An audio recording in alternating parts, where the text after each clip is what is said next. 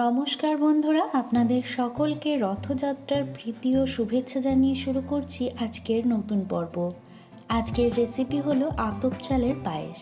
আমরা ছোটবেলাতে পায়েস বলতে যে চালের পায়েসটা বুঝতাম সেইটাই আজকে আপনাদের সাথে শেয়ার করব। এখানে আমি এই পায়েসটা বানানোর জন্য আতপ চাল নিয়েছি 1/4 কাপের মতন, আর এটা আমাদের ঘরের চাল, তাই একটু তুষটা বেশিই আছে। জল দিলে আপনারা সেটা বুঝতে পারবেন। জল দিয়ে এই চালটাকে 5 থেকে 6 বারের জন্য খুব ভালো করে পরিষ্কার করে ধুয়ে নেব। এই পায়েসটা আপনারা জগন্নাথ দেবের ভোগেও কিন্তু নিবেদন করতে পারেন। ডিম টোস্ট রেসিপিতে ঋতুপর্ণা নাগ দিদিভাই কমেন্ট করেছেন, খুব সুন্দর ডিম টোস্ট হয়েছে, থ্যাংক ইউ সো মাচ, এইভাবেই পাশে থাকবেন। সুস্মিতা ভয়েস অফ ভাইবস থেকে সুস্মিতা কমেন্ট করেছে, ডিম টোস্ট দারুণ দারুণ হয়েছে, খুব সুন্দর, thank you so much dear, এইভাবেই পাশে থেকো। এদিকে চালটা খুব ভালো করে ধুয়ে নেওয়া হয়ে গেছে। এখন আমি এর মধ্যে 1 টিস্পুনের মতন ঘি অ্যাড করে খুব ভালো করে ম্যারিনেট করে নেব চালগুলোকে।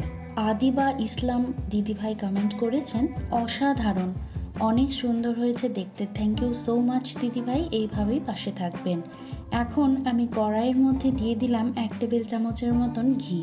ঘিটাকে দিয়ে একটু গরম করে নেব। সুমির সংসার থেকে সুমি কমেন্ট করেছে, দিদি কেমন আছো, ডিম টোস্ট বানানো দুর্দান্ত হয়েছে দিদি, থ্যাংক ইউ সো মাচ, এইভাবেই পাশে থেকো, আমি ভালো আছি, আর তুমি কেমন আছো অবশ্যই কিন্তু জানিও। ঘিটা গরম হয়ে গেলে ওর মধ্যে দিয়ে দিলাম 1 মুঠো পরিমাণে কাজু বাদাম আর 1 টেবিল চামচ পরিমাণে কিশমিশ। কাজু আর কিশমিশটাকে লো ফ্লেমে 3 থেকে 4 মিনিটের জন্য ভেজে নেব।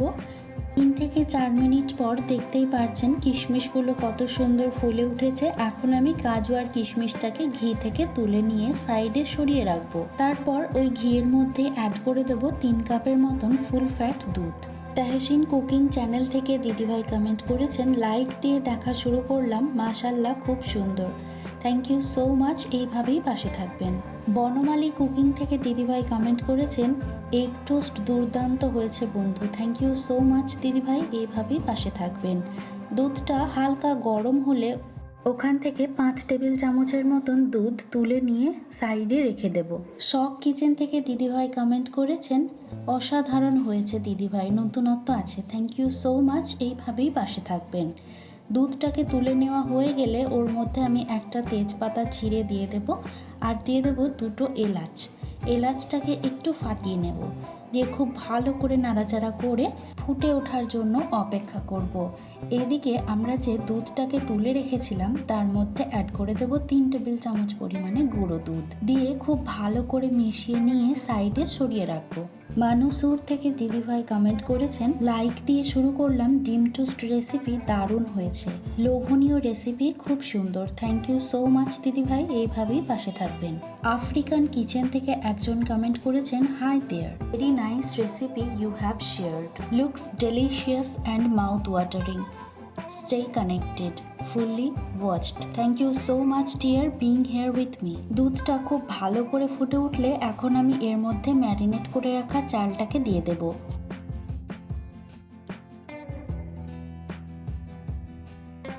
চালটাকে দিয়ে খুব ভালো করে নাড়াচাড়া করে মিডিয়াম টু লো ফ্লেমে ফুটতে বসিয়ে দেব যতক্ষণ না পর্যন্ত চালটা সেদ্ধ হয়ে যাচ্ছে।